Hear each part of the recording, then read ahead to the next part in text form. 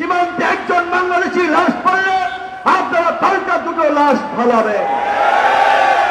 বাংলাদেশকে নিয়ে সংঘবদ্ধভাবে ভারতের গণমাধ্যম, তাদের রাজনৈতিক দলের নেতৃবৃন্দ, নাগরিক সমাজ সংঘবদ্ধভাবে অপপ্রচার এবং প্রোপাগান্ডা চালাচ্ছেন যে বাংলাদেশে সংখ্যালঘুদের উপরে নির্যাতন হচ্ছে, নিপীড়ন হচ্ছে, মন্দির ভাঙচুর হচ্ছে, যা একেবারেই ভিত্তিহীন এবং অসত্য।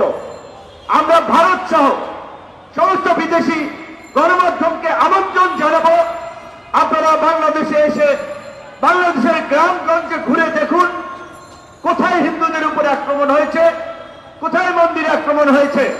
যেই দু একটি ঘটনা ঘটেছে এগুলো রাজনৈতিক ঘটনা।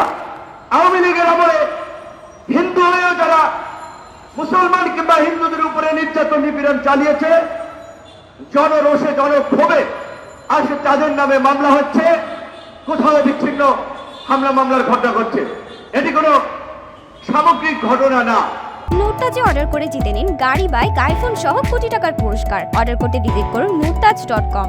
কাজে আমরা ভারতের মিডিয়া সহ আন্তর্জাতিক গণমাধ্যমকে বলবো বিষয়টি সঠিকভাবে আপনারা তুলে ধরবেন। ভারতের বিক্রম মিস্ত্রি পররাষ্ট্র সচিব এখানে এসেছে, দেখেছেন ওই যে বলে খেলার নাম বাবাজি। আগে যারা আসতো পায়ের উপরে পা তুলে কথা বলতো, এখন দেখেছেন তো বাংলাদেশের পররাষ্ট্র সচিবের সাথে কথা বলে বিনয়ের সাথে মার্জিত ভাবে। কাজে আপনি যদি মাথা উঁচু করে দাঁড়ান, আপনার প্রতিপক্ষ সেভাবেই আপনাকে সম্মান করবে। এই পরিবর্তিত বাংলাদেশে আজকে সমস্ত রাজনৈতিক দলগুলো দাবি জানিয়েছে গত 16 বছরে শেখ হাসিনার আমলে ভারতের সাথে যে সকল অন্যায্য এবং দেশ বিরোধী চুক্তি হয়েছে সমস্ত চুক্তি জনসম্মুখে প্রকাশ করা, একই সাথে বাংলাদেশের মানুষের যে আকাঙ্ক্ষা সেটি ভারতকে জানিয়ে দেওয়া। ভারত যদি আমাদের সাথে সুসম্পর্ক রাখতে চায়, বন্ধুত্ব করতে চায়, সেই সম্পর্ক হবে দু দেশের মানুষের স্বার্থ সংশ্লিষ্ট বিষয়ে। আজকে বাংলাদেশ এবং ভারতের যে 54টি অভিন্ন নদী, সেই 54টি অভিন্ন নদীর পানি বাংলাদেশ পশ্চিমকালেও পায় নাই।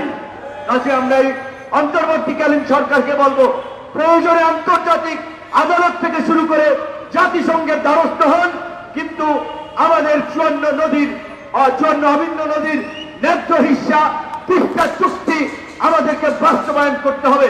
আমরা ইউনুস সরকারকে অনুরোধ জানাবো, ভারত যদি তিস্তা চুক্তিতে সায় না দেয়, প্রয়োজনে চীনকে নিয়ে আপনারা তিস্তা মহাপরিকল্পনা বাস্তবায়ন করেন।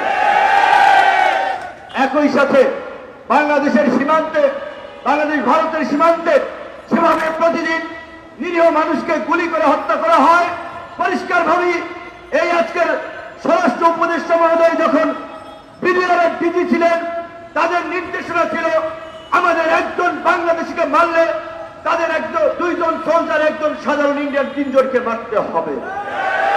আমরা আজকে বিডিআরকে এই কথাই স্মরণ করিয়ে দিতে চাই, সীমান্তে একজন বাংলাদেশি লাশ পড়লে আপনারা পাল্টা দুটো লাশ ফলাবেন।